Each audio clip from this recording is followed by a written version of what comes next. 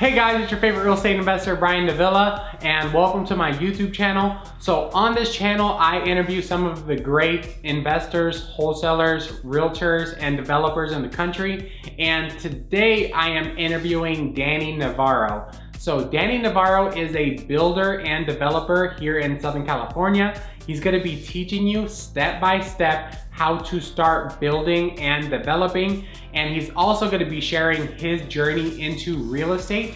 He has a very unique and inspiring story, so I know you guys are gonna enjoy this video. But before we get to the video, make sure to like this video and subscribe to the channel so you don't miss these interviews. I hope you guys enjoy this one. Let's get to the interview.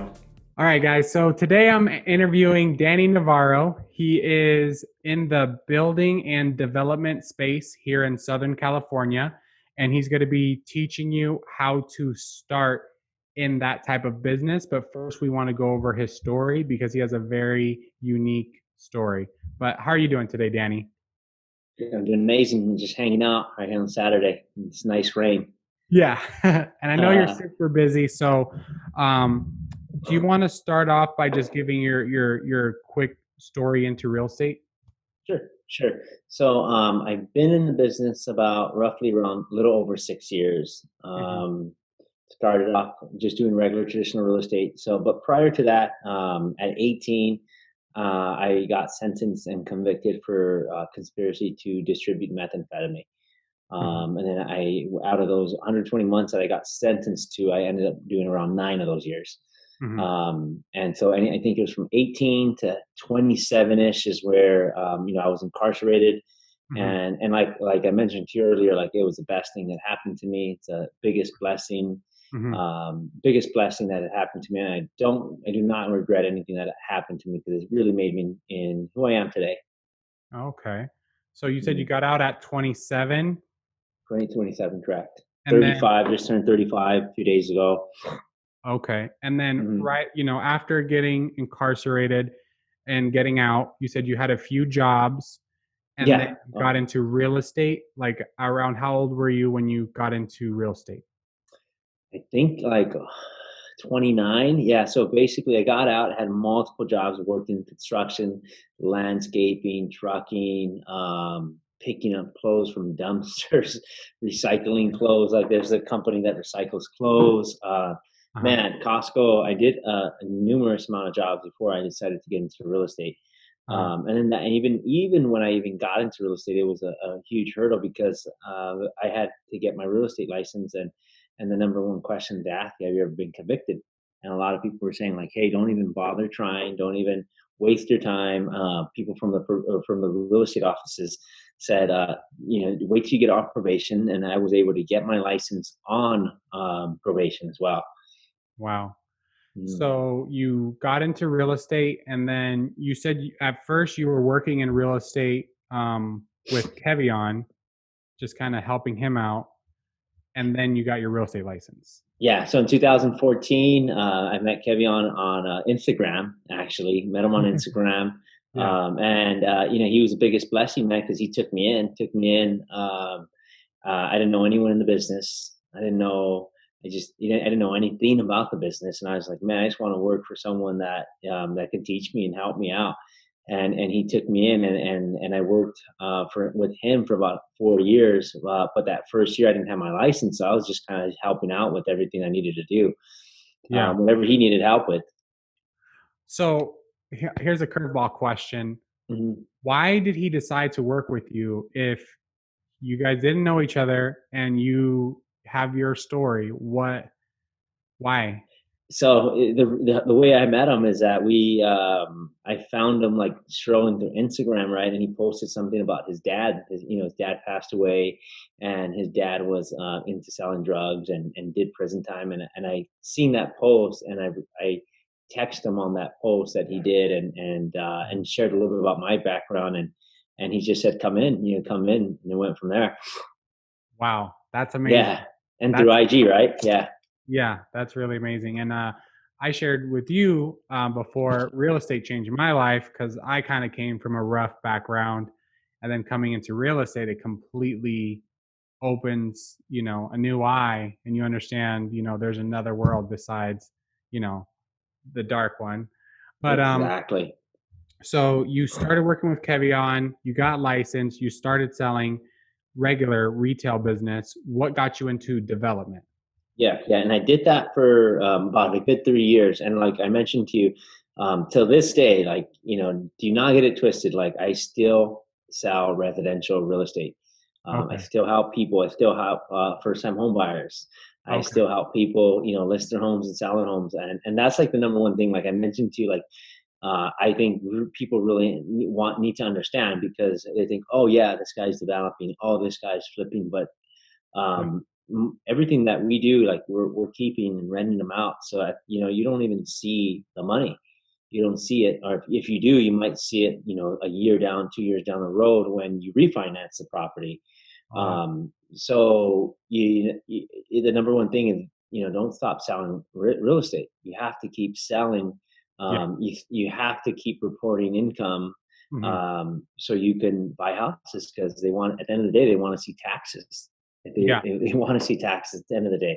So I did that for about a good 3 years, and then after that, I started learning about development through Thatch out in Seattle, Hmm.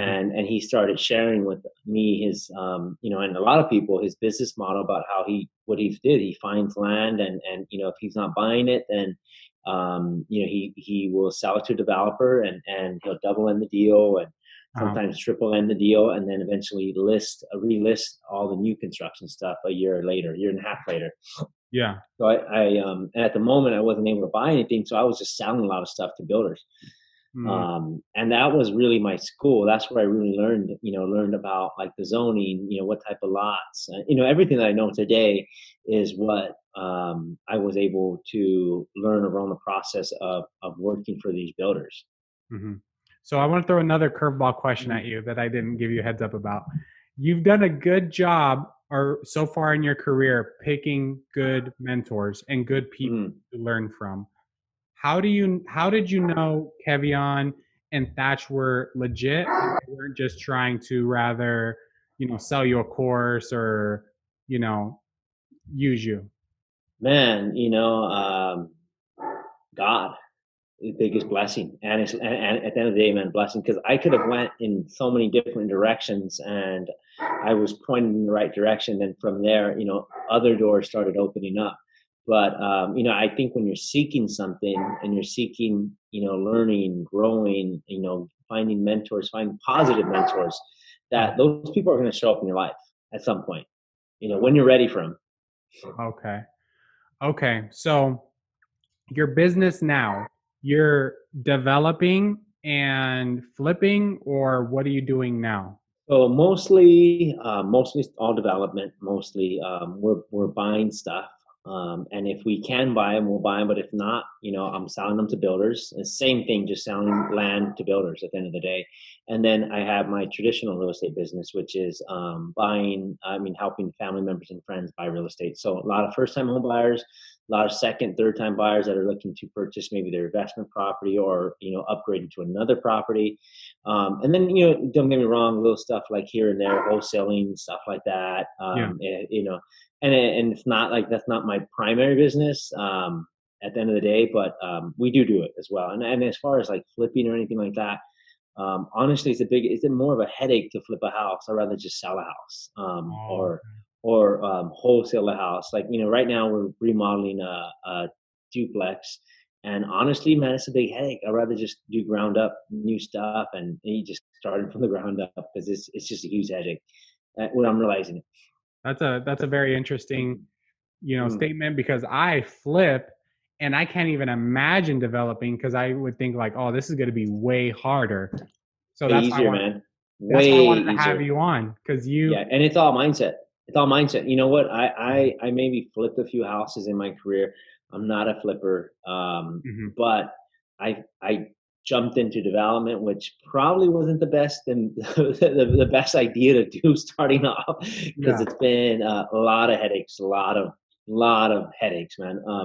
Mhm. But I'm glad I did because I kind of jumped like into like 12 foot, man, 5 feet pool, just jumped in and like Hmm. Just I'm like, we'll just figure it out. But now, like same thing. A lot of people are like, oh man, like one day I want to do this. I want to develop one day, man. Like you just got to do it. I like I mentioned, what I used to do is before I even started developing, man. Like in my head, I would role play, like I would visualize me walking into the development projects, Hmm. talking to the construction workers, driving in the car that I wanted to drive, the Bentley, the Rolls Royce, having the dream wife, and in the city where I'm developing it now, like all that was in my head before it happened. Uh-huh. And over time and time playing the same record over and over and over, it finally started to manifest. Mm. And the thing is that, like, you just gotta you just gotta be that person first at the end of the day, because then you can, basically, you're not gonna say that one day, like one day I'm gonna, but just do it, man. Just at the end of the day, just do it, and you're gonna realize it's much easier. But it's like everyone thinks they have to do. Okay, I have to sell real estate, then I have to flip a house, and then from Yeah. flipping a house, and then one day I can develop.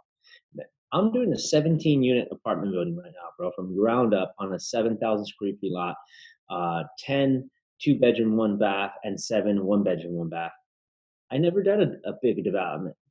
Yeah. And I work with my personal clients to this day, my clients, and they do small stuff like 4 units, 5 units. And what I'm doing that as well. But they tell me, oh man, like one day I want to do this 17 unit. I want to do 20 units. I'm like, what's the difference? It's just another box, bigger box. And then, so it's all mindset at the end of the day. And it's just crazy because the bigger it is, the easier it becomes. Obviously, there's a lot of in between getting there. Don't get me wrong, and I don't Yeah. want to make it seem easy, but it's all mindset, man. It's all mindset. And then, like, and these guys that are building these smaller stuff, like they've been in the business 10, 20 years. I'm like, man, like one day, like, what are you Yeah. waiting for? You Yeah. know? So, at the end of the day, it's all mindset. That's huge. So let's just say someone like myself, I have no development understanding. Can we just give a few tips how to start? If I want to I start today, think what do I do?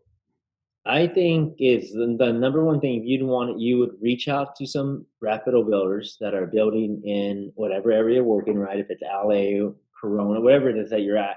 Mostly all the stuff is in LA. Reaching out to them and asking them, like, what exactly do you guys look for? What do you Okay. look for? What kind of lot? What kind of zoning? What square foot of the lot? What location? Mhm. All those questions is the way I would say is what to do first, and then you're going to know what they want, and then you can start reverse engineering it and start looking for those deals for them. Or, I mean, if it's like if you're in the business and reaching out to people like me that are Mhm. already doing it and being Yeah. like, hey, look at, like, I want to learn this and want to, and also too, it's a two-way street, like, being able to provide value to the Mhm. person that you're seeking to learn from.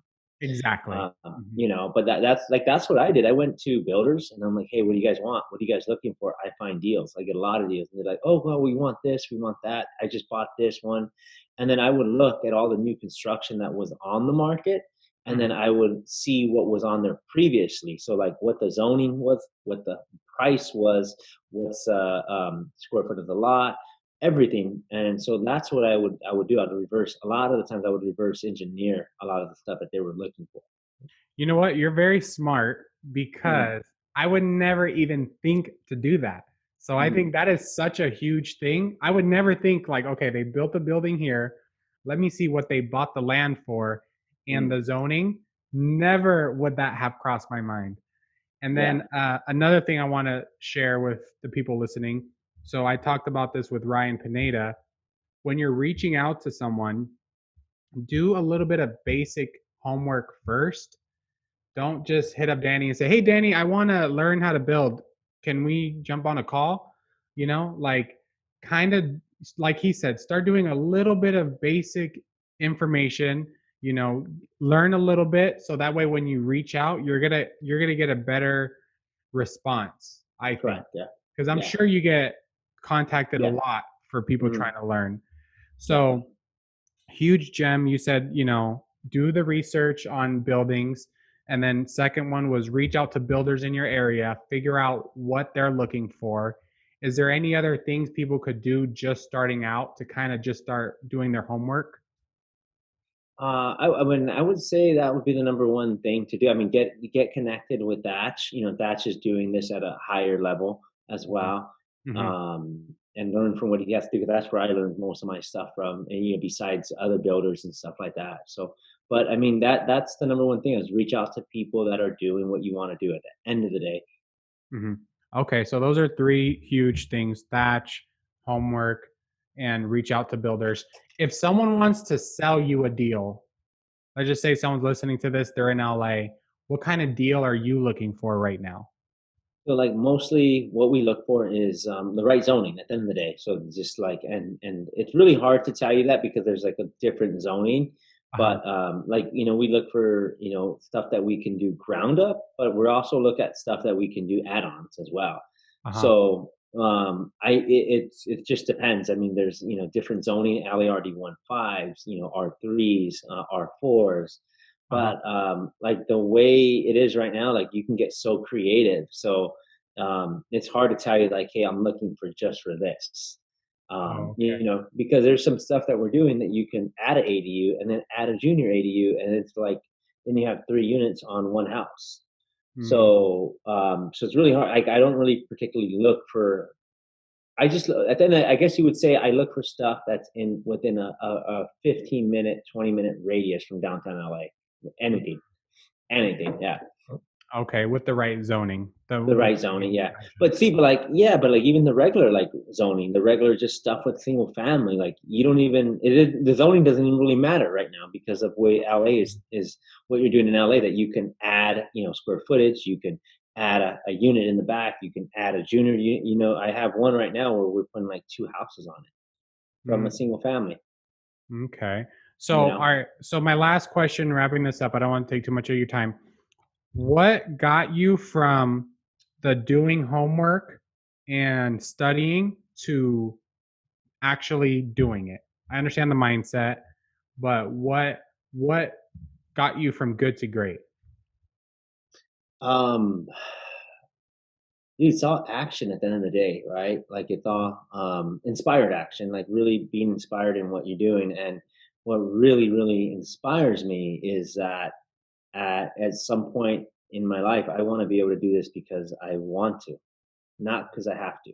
We have to at the moment. We have to go look for deals. We have to go do this, do that, and then put a deal together. You have to flip a house, right? Like Yeah. all that stuff you have to do. So what really has pushed me is that to be able to do this because we want to. And what does that look like? That is buying, developing properties and keeping them and making them as rentals so we can have passive income. Oh, And that's really my inspiration is that to get out of the rat race. yeah. Get out of the rat race because I don't want to have to depend on a listing or Hmm. finding someone a house. Like I don't get me wrong, I love doing that, but I want to be able to do it because I want to. Exactly. And that's what really, like, if you want to say like what pushed me, well, that's my action. That's my inspired action that I've been doing, working on, selling homes, looking for homes for builders and stuff like that, so we can get out of this rat race at the end of the day. Hmm. Buying properties. Can you share one quick goal before we wrap this up? What is like a goal that you have personally? 20,000 a month. 20,000 a month passive. 20 passive, 20,000 a month. Yeah.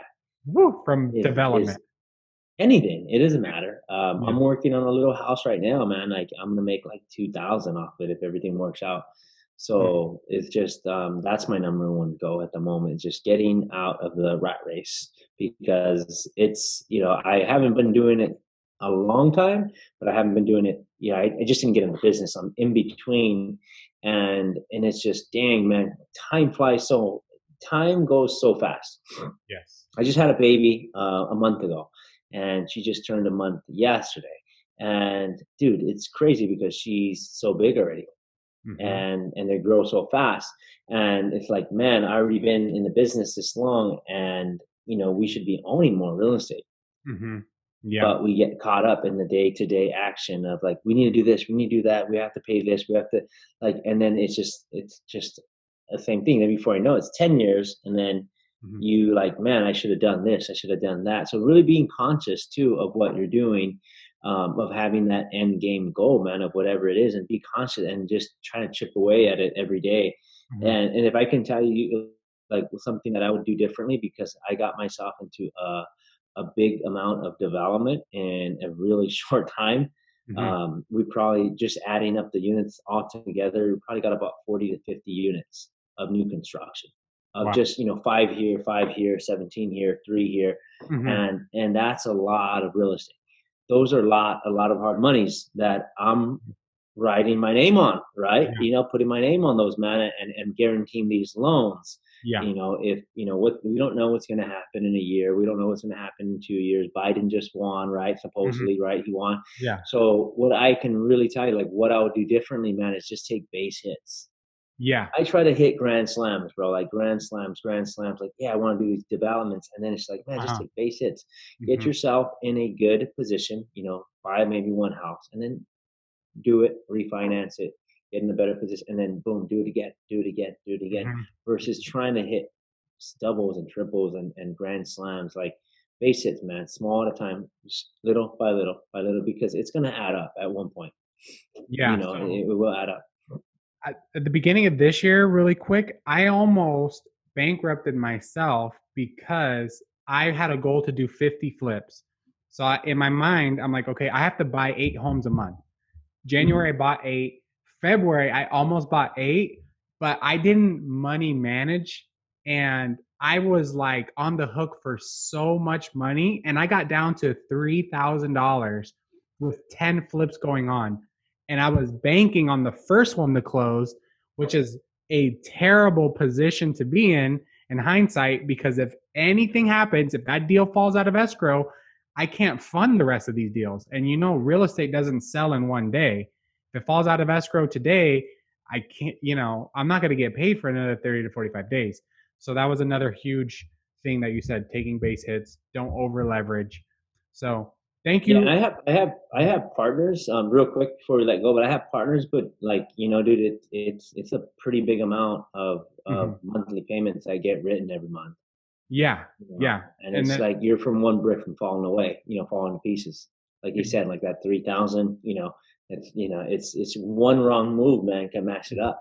yes, and I was just so excited that I'm like, I gotta do 50, so I gotta buy, and I wasn't paying attention to the money. And then before I know it, I had contractors like on a Thursday say, "Hey, we need to get paid." I'm like, "Oh, okay, I went to Vegas. I'll be back on Monday." But really, I'm just hoping for this house to close on Friday Yeah.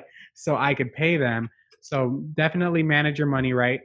And then if you're listening to this, Danny's in LA, Orange County.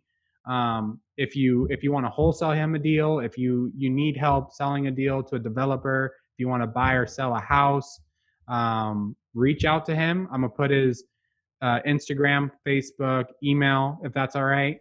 So if you want to do business with Danny, reach out to him. He's very open and honest. So thank you for coming on. I Thank really, you, man. really Appreciate it. appreciate it. Thank you, brother.